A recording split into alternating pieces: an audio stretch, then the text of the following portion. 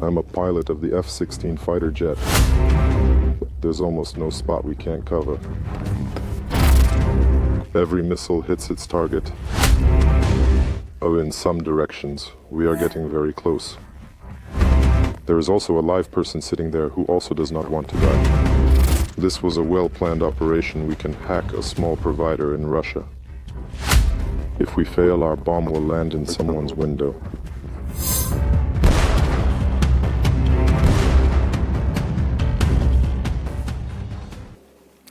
I am an F-16 fighter pilot. I retrained in the first group. We passively fly to the airspace of enemy facilities and enemy troops. We fly flights to monitor the enemy's radar development. Later, when all this is summarized, we plan flights for the future. Our actions are aimed at defeating enemy ground forces. 24/7, we are on combat duty in the air cover system. Flights to cover important government facilities, our cities, and our homes.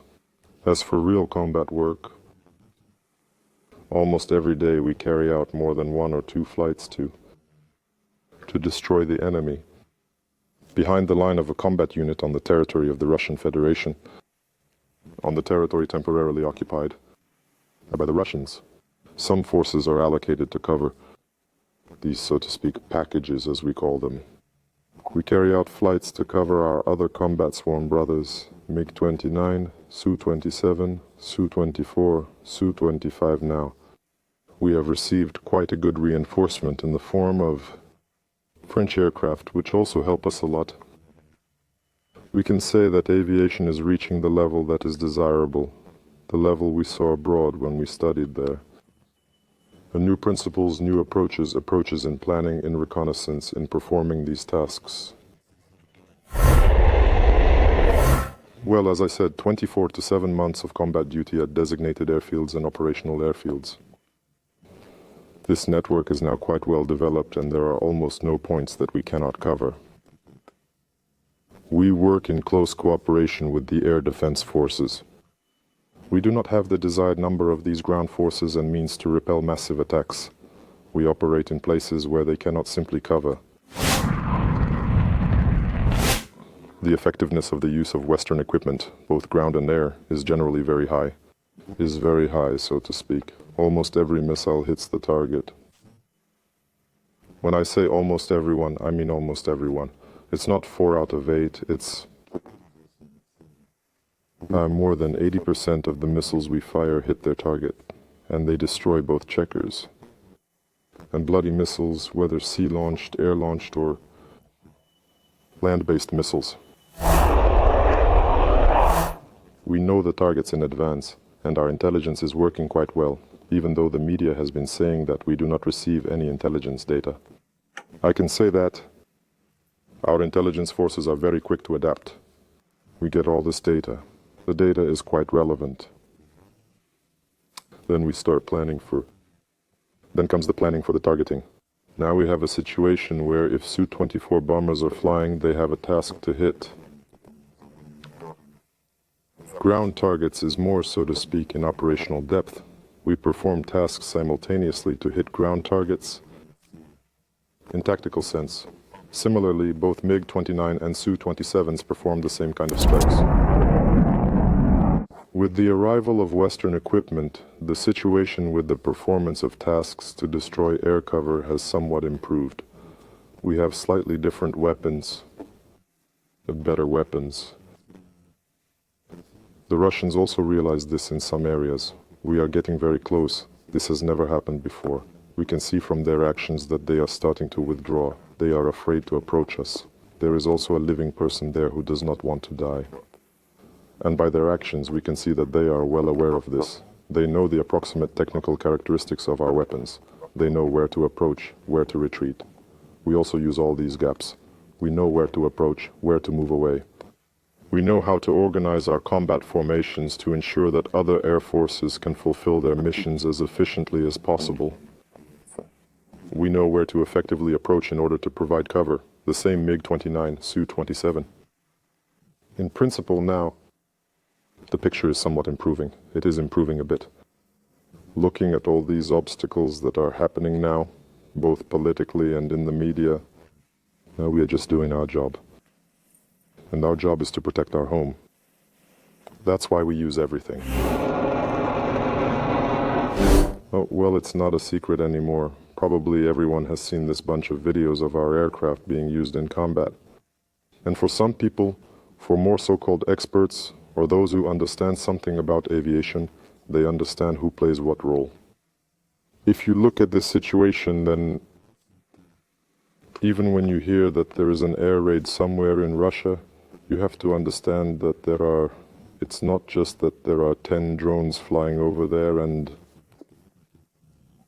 circling around somewhere and doing a good deed for Ukraine. Understand that this was a well-planned operation. Each subsystem in the impression system performs its clearly defined function. At this moment, perhaps, our airplanes, our bomber friends, are performing the task of hitting the target in operational depth. It could be a Su-24 carrying scalps. The Moscow Lights doesn't like them anymore because they are not very good at shooting them down. Somewhere in the back, maybe, or maybe even in front, is a Su-3 airplane. It looks like an airplane. It's a large Soviet platform. It performs the task of suppressing or inhibiting enemy air defense systems in order to enable the Su-24 to approach safely, to fulfill its mission. Somewhere, maybe in a different direction, Su-25 are performing strikes, striking, as we call them, patches, hammer strikes. It is a very, very responsible job. These guys take a lot of risks and come very close to the front line. Somewhere in the other direction, perhaps, when we arrived, there are already F-16, there are Mirage units, which either cover this whole package that is being sent there to our enemies, or they are also striking. At the moment, we can only set strikes in tactical depth, but the effectiveness of these strikes is very high. You could say it's like with an oscalpel. Very, very effective. If we want to, our bomb will fly into someone's window. Most of all, our attention is now focused on the media. Attention is focused on actions of the Russians in using their shackles. Not all areas are very well covered at the moment, but we are trying to fulfill all the tasks in these areas. We realize that we cannot get close enough to them to destroy these carriers of these cables.